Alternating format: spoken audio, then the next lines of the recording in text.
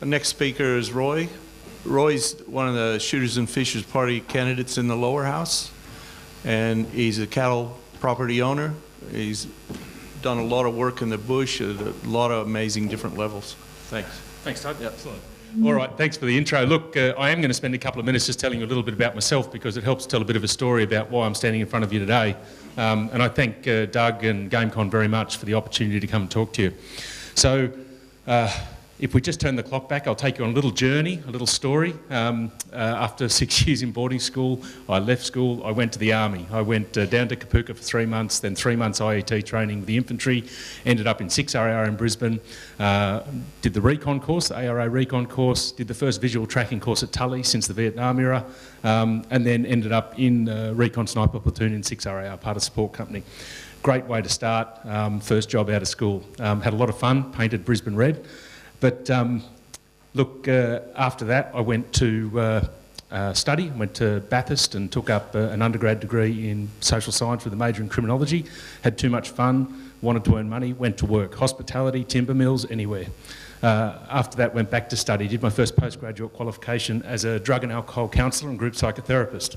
Went to work in the jails as a drug and alcohol counsellor at 22. Ran the counselling, ran the group psychotherapy at John Moroney 1, John Moroney 2 and Park Lee. Then went to deliver offender management programs across the West and the Metro and coordinate it for other people to deliver. This is where I got back out the West. That was a good time.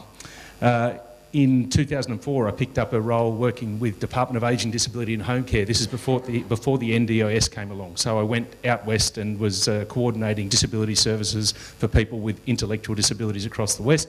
2009, I think I'm amongst friends, so I can say this. I'm not technically allowed to say it, but I took up the region manager role with Western Region Police. So for the last 10 years, I've been the region manager of Western Region Police, covering 64% of New South Wales, including the whole of the Barwon electorate, which is where I'm standing for the lower house. So I've also managed to knock off a Masters of Public Administration and more postgraduate in business along the way. So that's kind of what's brought me up to May of 2017. Sorry? Oh, I thought he said hello as he went out.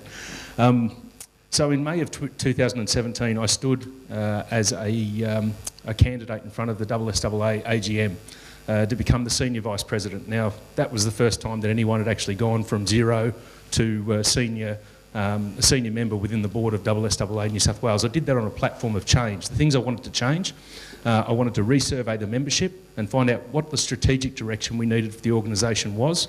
I also believed that we had that wrong, and it turns out we did. I wanted to foster collaboration between the SSAA and the SFF. We've been able to do that. We've surveyed the members. Are there any members of SSAA in the room? So did you get that survey, the opportunity to do a survey, and you get the hat? Hat was my idea. Thank you. I'm not going to answer that one. So we're almost finished with the things that we set out to do. We've got a new CEO who's directly connected with Parliament. So we've got tentacles now that go directly into Parliament and have functional relationships with not only SFF but other parties as well and other advisors, which is very important. Now, in late 2017, I was approached by SFF and they said, geez, Roy, would you be interested in being a candidate? And I said, well, you know, I've got a pretty good life. I probably won't have a really good life if I'm successful. But anyway, I spoke to my wife and took it on. So since then I've known, and then I launched the campaign on the 28th of March at Patton Park, Broken Hill. Look, I've been shooting one way or another since I was 7, because when I was 7, you're allowed to do it when you're 7. And I'm a primary producer, I'm a clay target shooter, I'm a pistol shooter, I'm a rifle shooter, I'm a pest controller. I do anything to do with firearms. I guess I've been involved in for a long time. And what I've seen as the president of a gun club for 7 years and captain of a pistol club and safety officer, I've seen infighting between disciplines, and we've talked about this. We talked about it at our table, and other speakers have spoken about it, so there's no point going into it. We know that internally we have problems keeping on track with change. People tend to take a good deal for their discipline at the cost of another discipline. So we've got to get past that, and I've got some ideas about how we can do that. Government wants division. One of the issues that across the Barwon electorate at the moment is around water. And government loves the fact that the southern graziers are upset with the northern irrigators because it takes the focus off government. It's exactly the same within the shooting sports. Division means that people are fighting each other and not lobbying government and making life hard for government, and that's what we need to do. We need to make life hard for government. Look, I just wanted to share with you one thing. When I did some postgraduate studies in administrative law, now there's a guy named Fred Kahn, and in his Bar Association speech in 1978, he said this, and it really resonated with me and has been central to a lot of things that I've said and done. I believe that one substantive regulatory principle on which we can all agree is the principle of minimising coercion, that when government presumes to interfere with people's freedom of action, it should bear a heavy burden of proof that the restriction is genuinely necessary. That's 1978. That's just as relevant today as it was in 1978. The problem is we've got groups within governments, groups within the community who don't want to have evidence. They don't want to have an evidence-based discussion about what would work, what wouldn't work. They run emotive arguments, which are very influential, and there's a lot of people out there that don't bother to pick past or dig past that emotive argument, which is one of the reasons we find ourselves in the position we're in with firearms and with other outdoor sports. So, has everyone heard of the nudge theory, or the idea of nudge? I know he was a character on Hey Dad. That's not what I'm talking about. I'll just run through it with you quickly, because this was another thing that you see more and more. And once I start explaining it to you, the gears will click in and you go, oh my gosh, you're right. So Thaler and Sunstein talk about nudge as a term is any aspect of the choice architecture that alters people's behaviour in a predictable way without forbidding any options. So it's not about banning, it's about changing thinking. Nudges are not mandates. In the context of healthy eating, putting fruit at eye level is a nudge, but banning junk food is not. So nudge then is not about taking something away or stopping people doing things. It's about providing some barriers and providing some hurdles to people doing what they want. So black letter law, as in legislation, is very expensive. It's complex to implement. When you implement black letter law, you have to have regulators, you've got to have people that go out and enforce it. You tie up the courts, especially when you've got legislation, and we're going to talk about the zombie knife thing in a minute. You can drive a truck through it, you know, that's going to end up in the courts, which costs more money. That's more public money that gets consumed. So government understands that black letter law is expensive, which is why they go towards trying to influence people without black letter law, nudging people in a certain direction. I'll give you some examples. So when people want to destroy a river system, they don't refer to it as a river. They call it the channel, you know. When you want to stop deforestation of a state forest, you refer to it as Pilliga Forest.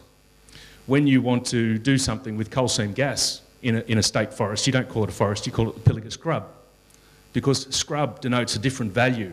People put a different value on scrub to what they put on forest. You know, when we talk about pests, if government of the day doesn't like a particular animal, it calls it a pest. If it wants to preserve it in some way, it gives it a heritage or cultural value. Perfect example is the brumbies. You know, they're a non-native animal, a hard-hooved animal, doing some damage down there, but we call them not a pest, but we give them heritage value and protect them. So, lever-action shotgun. Is it a lever-action shotgun, or is it a deadly rapid-fire weapon? You know, we nudge people in the direction of these things. The welfare system. The welfare system looks after the well-aged, looks after the disabled, also looks after people who are out of work. Now, we can talk about welfare recipients in that context, or we can talk about dole bludgers, you know, depending on which way we want people to think.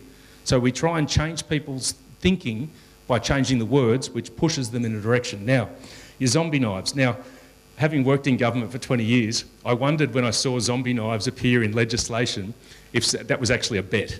If someone actually said, I bet you can't get the word zombie into New South Wales legislation. Because, believe it or not, I'm going to be open with you, that's the sort of thing we do working in government. We come up with word bingo and we decide, all right, you're going to respond to this ministerial, your challenge is to get this particular word in. My favourite one was malfeasance, which is corruption in a public official. I loved it. It was always awesome to put in there because it made people go and search up what it meant. So, how do we affect and resist unevidenced change? And has everyone seen a stakeholder matrix? You know what a stakeholder matrix is?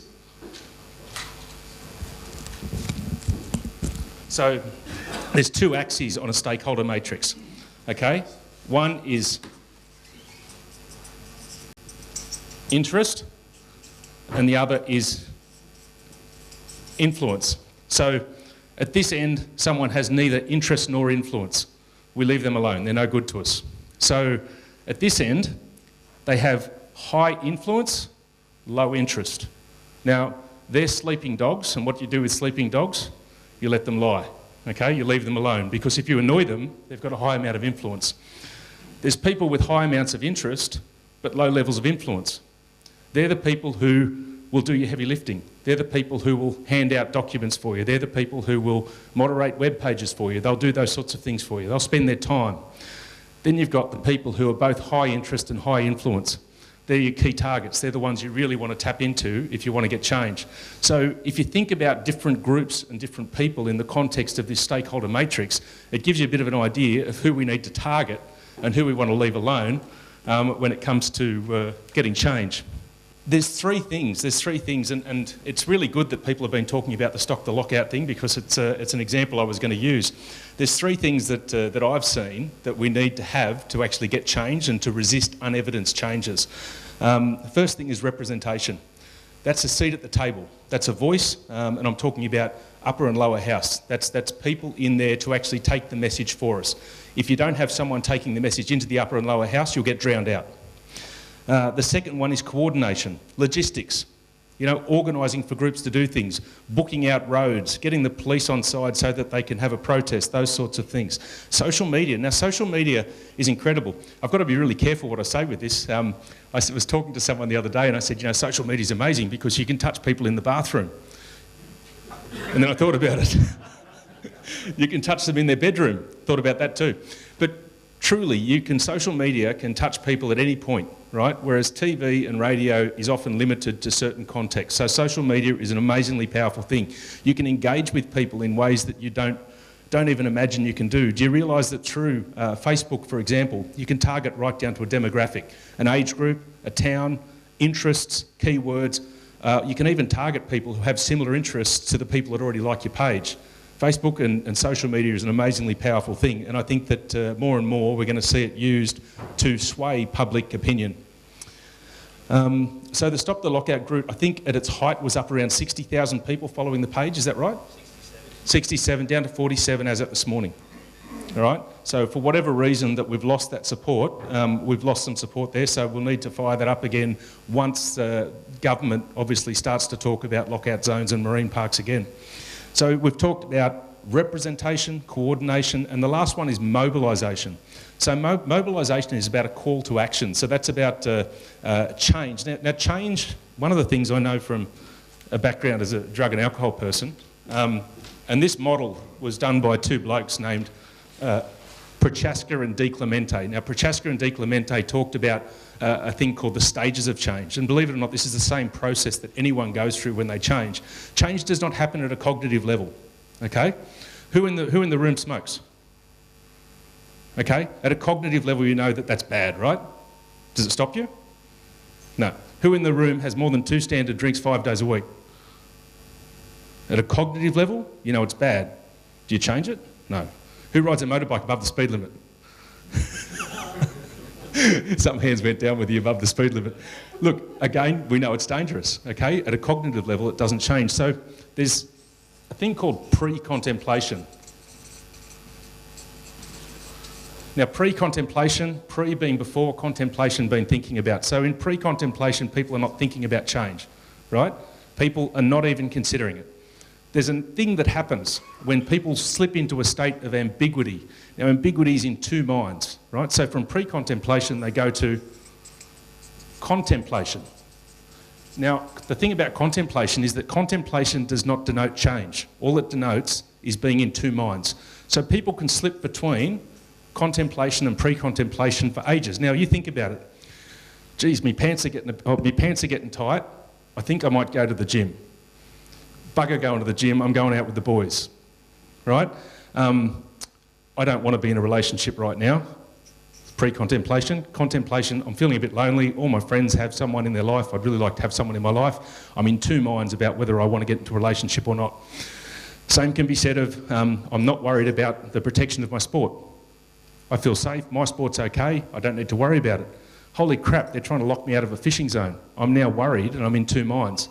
So something happens, and like I said, change doesn't happen at a cognitive level, it happens at an emotional level. So From contemplation, people tip into action, and normally there's something that happens that gets people to action. Now, obviously, that's where we want them. The problem is, if we don't capitalise on that action, they can slip back up into contemplation or slip back up into pre-contemplation and go back to not thinking about change or in two minds about change.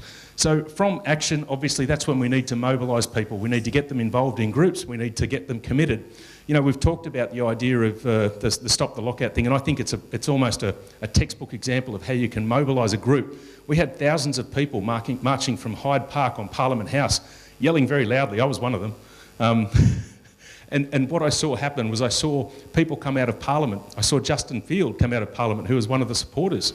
Yeah, but there was a bit of booing. And look, and I was a bit of a human shield for Justin Field because there was some projectiles going, and I didn't want that on camera. That doesn't help our cause. But what I saw happen was I saw people come out and go, holy shit, there's a lot of resistance to this. We can't pursue this line. Government backed down. It was a huge win for the people on the ground who did it. And it was also great to see partnership between a community group and a political party to bring about an outcome. So I guess talked about mobilisation, talked about representation and coordination as three things that we need to see. If representative groups can understand those three elements, and if they can get together and work with representation in Parliament, lower and upper house, and with coordination on the ground from people, and remembering the stakeholder matrix, finding the right people to partner with to get things done, I think we should never have to fear unevidenced changes to regulation again, if we can do that properly. But it takes effort, and it's going to take some commitment. Everything else I've heard today aligns with what I've just told you. There's nothing I've told you which is different to what we've heard. All I've done is put some models to it and basically give you another way of looking at it. So, look, thanks very much for your time, and I'm happy to take any questions and happy to hopefully answer them. But I'll tell you something funny first. I was at a community forum in Coonabarabran the other day, and I had 6 Greens at the front. All of them had firearms questions. One of them was, will you sell your soul to water down firearms laws? You know, talk about emotive crap, you know. I said to them, no, we support evidence-based firearms laws. It's in our interests to have strong firearms laws because that protects us from things going wrong. When things go wrong with firearms, that hurts us. That hurts shooters because then you get the green groups and the lefties and the others carrying on about saying, well, we need tighter laws. No, we don't need tighter laws, not at all. What we need is the recommendations that have been put up previously. We need to have harsher sentencing, for sure, when people do the wrong thing. We need to disincentivise crime with firearms, which is something that this government's been determined not to do. Anyway, happy to take any questions if anyone's got any. I'll ask you a question since no one else put their hand up. I must have answered everything in the presentation. That was good. In your travels around Barwon, I know they've been extensive and they'll continue to be even more extensive in the next 5 weeks. Thank you. What sort? Thank you. You put your hand up for it. What sort of reaction have you had to being a shooters, fishers, farmers candidate as opposed to what perhaps you may have encountered, say, 10 years ago? Okay, so our brand as a party, the brand of Shooters, Fishers, Farmers, or SFF, if we're going for the KFC thing, our brand is not damaged. In Western New South Wales, our brand is good. People like us. So we're known as a party that's common sense. We're known as a party that makes good decisions and supports the right things generally. 10 years ago, I think that there's a couple of things that have changed on the playing field. The party that's held that seat for 69 years, whether it be as the Country Party or the National Party, you know, that's a force that's been there for 69 years, multiple generations of people. I've had so many people come up to me and say, you know what, it's almost like you go to every pub, you're going to have at least one or two come and say, you know what, I've voted for the National Party for 30 years. I've handed out for the National Party every 4 years for 30 years. Sometimes they tell you every year because they must think there's a lot more elections. Yeah, they come up and tell you they've done it for 30 years and no more, not going to do it anymore. So there's a level of, it's not just dislike. There's a level of vehement, hatred's probably too strong a word, vehement dislike of representatives who have failed those people out west. Now, the problem with that is that's the same fate that any representative that goes into that position faces if they fail to deliver. So 10 years ago, SFF probably wouldn't have got the runs. 10 years ago, we wouldn't have had it. Well, okay, relation to that, Humphreys in the last election, I think he actually almost won on the first count majority. I think he had 51% or something. Mm-hmm. What, in your view, has turned the electorate so quickly in 4 years? Okay, so absolutely a failure to listen, a failure to, like a good example. So we've all heard about the fish kills at Menindee, right? And I'm not going to rehash that, we've done it. What I will tell you about is in late 2017, the locals at Menindee, who have been living there for generations and have watched those lakes, said, please stop draining the lakes. Please stop draining the lakes. The Murray was running a banker, it was in flood, and they were releasing environmental water down to the Murray. The locals said, can you please stop releasing that water? We're going into a dry period. We've had a dry period. We're at 40%. We'd love to leave that water there. Totally ignored. Totally ignored and so cranky, like white hot with anger now. You know, you go out to Canamble where they're totally reliant on artesian water. So that's water out of the ground. If they can't get artesian water, they don't have a town. So the threat of coal seam gas in that area they've been absolutely all over government saying, please don't put our groundwater at risk. If you put our groundwater at risk, we've got to pack up the town. Like if it's compromised, we've got to pack up the town and leave, because if there's no water falling from the sky, the only place we can pull it from is the ground. So again, ignored, not listened to, and in the opinion of everyone, look, and I can say this, but I can say this, and it's what I've pulled away from people, but I can tell you that this is an absolute belief on the ground that the National Party kowtows to the Liberal Party, that they don't act for the bush, they act for the Liberal Party. Now, speaking to Phil Donato, who is our member out at Orange in the lower house, I said to him, I put him on video, and I said, mate, tell me what happens in Parliament. What happens with the LNP? He said, mate, they vote as a block. They just vote as a block, every time. He said the only time that they crossed the floor was Hodgkinson and Humphreys crossed the floor over the greyhounds, not over water, not over CSG, over greyhounds. So it gives you an interesting insight into whether you have independent representation. I mean, in a representative system of government, the way it's supposed to work is the representative takes issues from the people to Parliament and argues for them. You know, it's not about what the party wants; it's about what the constituents want. We've lost that. We've lost that, and people know we've lost it. Roy, could you just go over to your chart and flip it back again, please?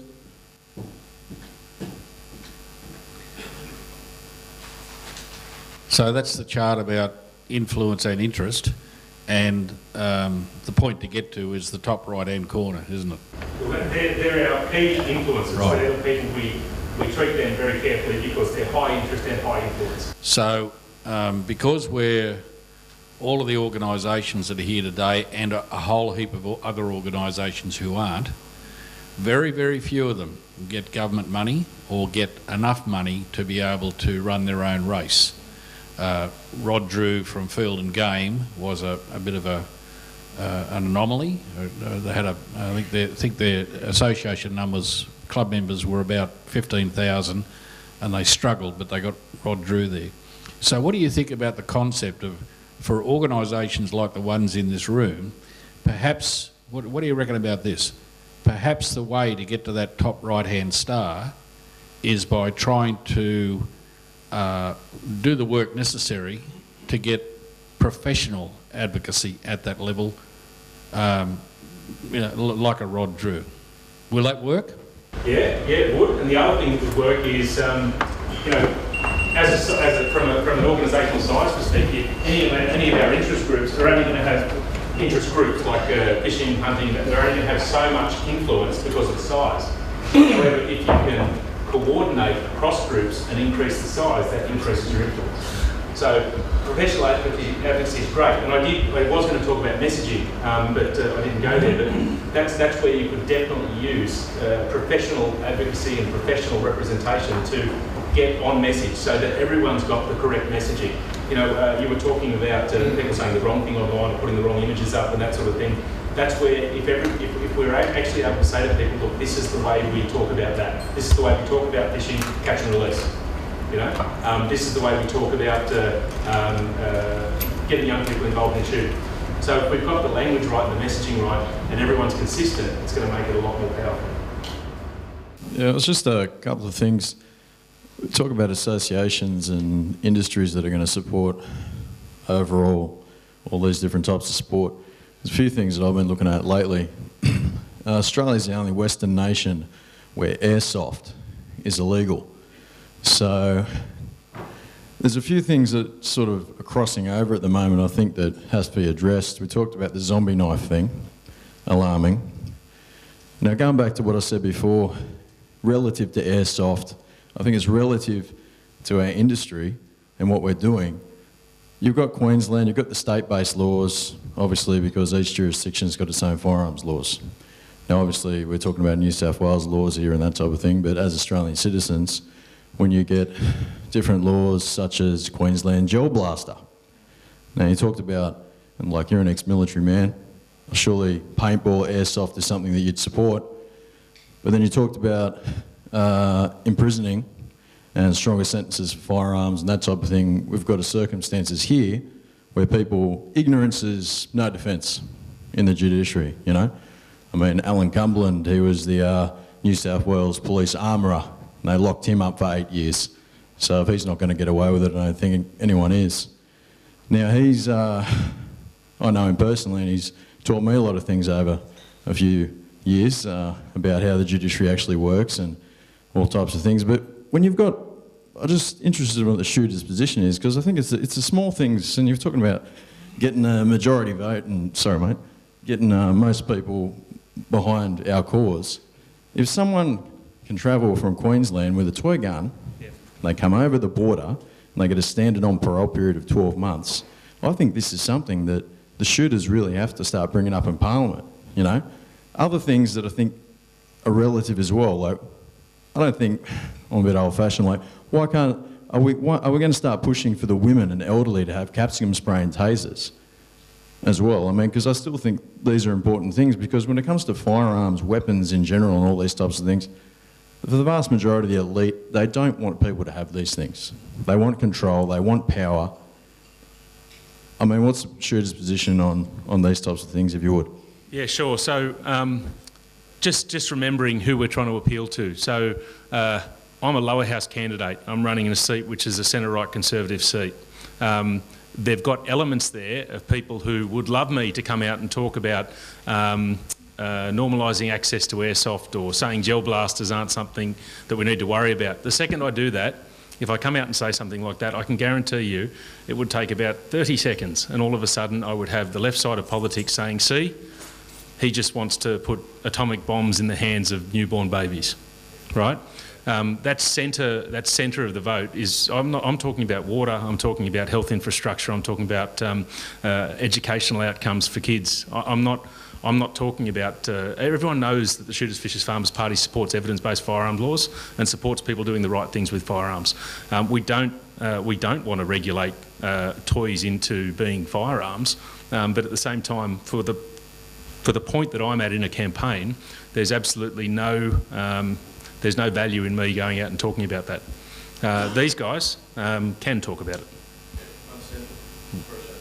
No worries. Roy, I just wanted to touch on the question that Robert asked you about the perception of the party out in the Barwon electorate, rather, and also on the Nationals. And I'd just like to say to the group that we've, myself and 3 partners, have been building a business, planned for 3 years, 2 years in the building. It's out at Burke, so it's in the Barwon electorate. And I'd just like to share our experience with the National Party throughout the whole process. And originally we met with Barolero, who's our Deputy PM and the leader of the Nationals. Had a lot to do with Kevin Humphreys, who is the Nationals member for Barwon. And basically we were, trying to think of the right word without swearing, but we were pretty much led up a bit of a garden path in terms of assistance. Not just financial, but also assistance in making the project happen, expediting it through all the different government agencies, and we're actually just started recently. It's up and running, but what I would say is we got virtually no help in the end. We got virtually no financial assistance, and the whole process, it was almost like they were trying to make it hard for us. So yet here I was. You can read ads by the state government promoting regional investment and basically funding for employment in regional areas, and we're going to have 200 jobs there in the next 6 to 12 months, and we got was almost the opposite of help and no financial assistance, even though there was a fund in place called the Murray-Darling Basin Fund, which we were told by Barrelero was exactly the type of fund to assist in building a business in regional New South Wales. We got nothing. So that's what we're up against. If that's what the Nationals stand for, I think that really, you know, we definitely need a change in Barwon. Yeah. Time's up.